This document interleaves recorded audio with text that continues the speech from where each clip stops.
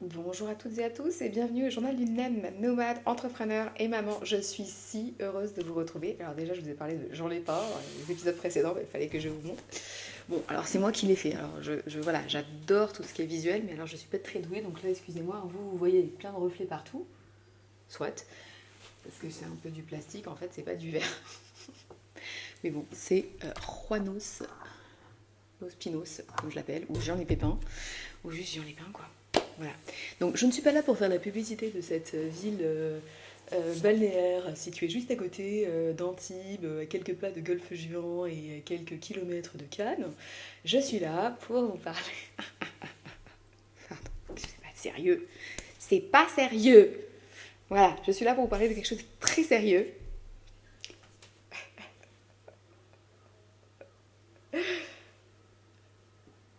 L'équilibre ou bien le choix ou le dilemme entre l'enfant roi et l'enfant connecté. Donc on va parler de parentalité et c'est très lié à ce j'en ai pas.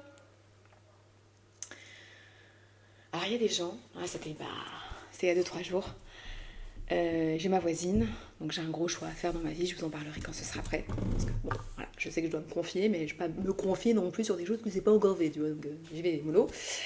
Donc il y avait ma voisine qui me pose des questions et puis moi je lui dis que mon fils sait déjà. Elle me dit, ah oui, mais nous, de notre temps, nous, hein, on n'avait pas le choix, hein, nos parents ils nous disaient tu viens, et puis tu viens en fait. Hein. Et puis moi j'ai fait comme ça avec mes enfants, alors je sais pas si c'est bien ou pas, mais aujourd'hui vous leur posez des questions, vous leur demandez. Et là je l'ai regardée, elle me dit, pour toi ça s'est passé comment? Je sais, bah moi, c'est vrai qu'on m'a pas souvent posé des questions, et j'avoue qu'avec le retour, bah, ça m'a largement dérangée. Euh, j'ai pardonné à mes parents, je les aime, donc il n'y a aucun souci de ce côté-là, mais je vais vous donner quand même mon retour d'expérience. Moi, le fait de ne pas avoir été entendue, ça m'a mis dans des situations où je me suis sentie abandonnée, où je me suis sentie fortement isolée et où ça m'a mis dans des états,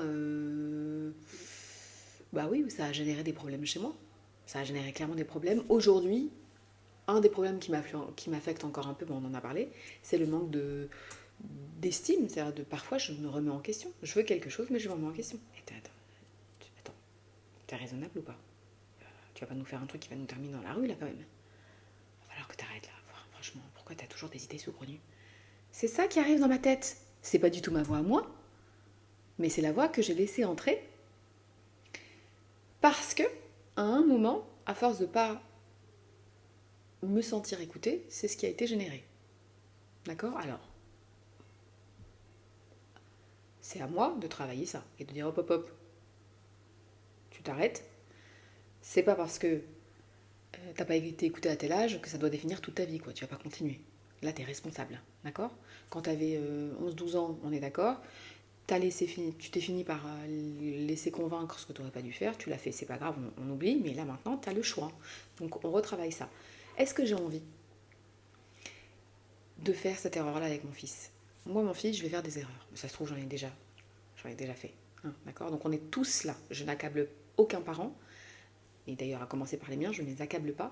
Quand on fait des choses, les seuls gens qui ne font qu'une erreur, c'est les gens qui font rien. Donc quand on fait des choses, les erreurs arrivent avec. Et je sais que moi aussi, je vais en faire. Et regardez, ils mangent, je les adore. Je fais petite pause sur ça, parce que depuis tout à l'heure, je les vois bouger, j'ai juste envie de les bouger devant vous. Donc je vais faire des erreurs. Mais qu'est-ce que j'ai décidé de prendre comme parti? Enfant roi ou enfant connecté? Enfant roi, ça veut dire, je sais que je le gâte, je sais que je lui laisse tout choisir, donc il faut que je sois plus ferme avec lui. Ou bien enfant connecté, quand il n'aime pas quelque chose, ou quand il veut quelque chose, je l'écoute. Ou en tout cas, je le laisse s'écouter lui. Alors, j'irai pas moi à 100% là ou à 100% là, niet. Mais je pense que personne ne le fait, n'est-ce pas? Je sais quand il déborde et quand il tire sur la corde, et je fais, là tu te calmes. En fait, les gros mots c'est non par exemple, ou bien je t'ai dit de ne pas toucher l'interrupteur, tu le touches pas, ou bien on m'a dit c'est telle heure le dodo. J'ai un cadre très strict et rigoureux sur ce côté-là. En revanche, qu'il s'écoute sur, par exemple, ce qu'il aime manger quand il a plus faim, quand il sent quelque chose où il a plus envie d'être copain avec telle personne, écoute-toi quoi. Voilà, d'accord? Ou que tu as envie d'aller quelque part, ou que tu n'as pas envie. Enfin voilà, je vais t'écouter. Pour moi, alors vous allez me dire, bah, c'est normal, enfin il y aura des gens, je me dis, hein, je me fais l'avocat du diable, on n'est que deux. Il y a le chien aussi qui compte, hein, mais on est deux et un chien, quoi, d'accord. Euh,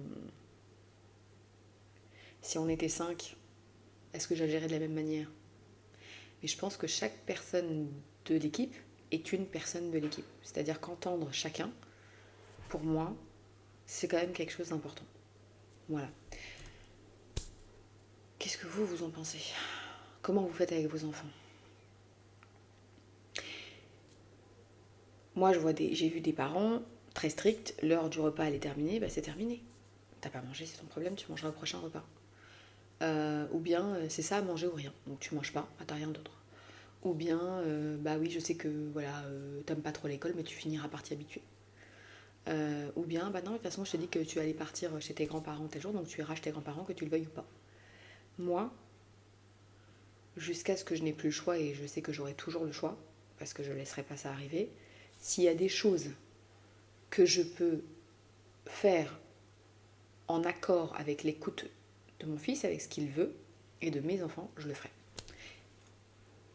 Et je vais être plus générale avec vous. Toutes les personnes qui ont collaboré avec moi, tous les gens avec qui j'ai travaillé, que ce soit des collaborateurs, des salariés, des alternants, des stagiaires, etc., j'estime avoir toujours fait ça. Toujours. À la fois, on valide leur point de vue quand ils me soumettent des choses. Si on ne l'a pas déjà testé, eh ben, qu'ils le testent. Et c'est comme ça d'ailleurs qu'on a eu des choses incroyables. C'est comme ça qu'on a ouvert notre page Facebook. Quand j'ai eu Epicomène, les premières personnes avec lesquelles j'ai collaboré, j'ai eu Aïcha, qui me dit, écoute, t'as pas de page Facebook, t'as pas de Twitter et tout ça, est-ce que tu veux bien qu'on en ouvre? Tu me donnes juste un petit budget puis je m'en occupe. Alors moi, pour moi, sur le moment, hein, ça me paraissait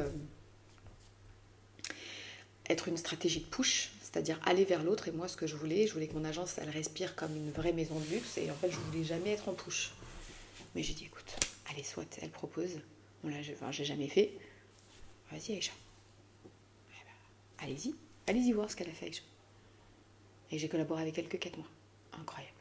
Incroyable. Incroyable. Voilà. De la même manière, moi, dans ma. Voilà, il y a des. J'ai collaboré avec des gens. La porte, elle était ouverte quand ils se sont pas sentis bien, parce qu'il y en a eu deux qui ne se sont pas forcément voilà, sentis bien, reconnus, ou qui voulaient aller ailleurs, ou qui voulaient déménager. La porte, elle est ouverte. Moi, tout ce que je peux faire pour t'aider, je fais. Surtout si t'es pas heureux, reste pas. Voilà. Je comprends. Comme moi, enfin, voilà. Je trouve que le respect, le plus grand respect qu'ils aient eu pour moi, c'est justement de m'en parler. Et c'est ça que j'apprécie aussi dans la relation avec l'enfant. C'est que je veux que moi, mon fils, il continue à me parler. Je veux qu'il continue à me donner son avis. Je veux qu'il sache que son avis compte. Voilà. Parce qu'après, je pense que, enfin, moi, me connaissant, alors tout le monde n'est pas comme moi, hein, mais moi, quand le lien est rompu, je pardonne, aucun problème. Mais retrouver le chemin de la confiance pour me confier à nouveau, non, je n'y arrive pas. Donc c'est peut-être aussi un travail que j'ai à faire sur moi. Mais en tout cas, je préférais ne pas faire ça, subir ça. Voilà. Donc, on est passé de Jean Lépin à une discussion quand même assez. Hein. Pourquoi Jean Lépin avec mon fils? Mon fils, il adore Jean Lépin. Moi, j'ai pris les dernières vacances que j'ai prises. Maman, on va à Jean Lépin. C'est mes vacances, je vais aller à Jean Lépin. D'accord, tu es sûr? Oui, oui, oui. Ok, Gaga. Tu veux qu'on reste combien de temps? 5 jours? Ah non, maman. Plus qu'une semaine. Plus qu'une semaine. D'accord. Donc moi, j'ai réservé pour 8 jours ou 9 jours. 8 jours, bon, on est resté quand même 12 jours. Et il adore Jean Lépin. Et vous savez quoi? Heureusement qu'il a dit on va à Jean Lépin. J'ai passé sans aucun doute les meilleures vacances depuis des années. C'était incroyable. Voilà.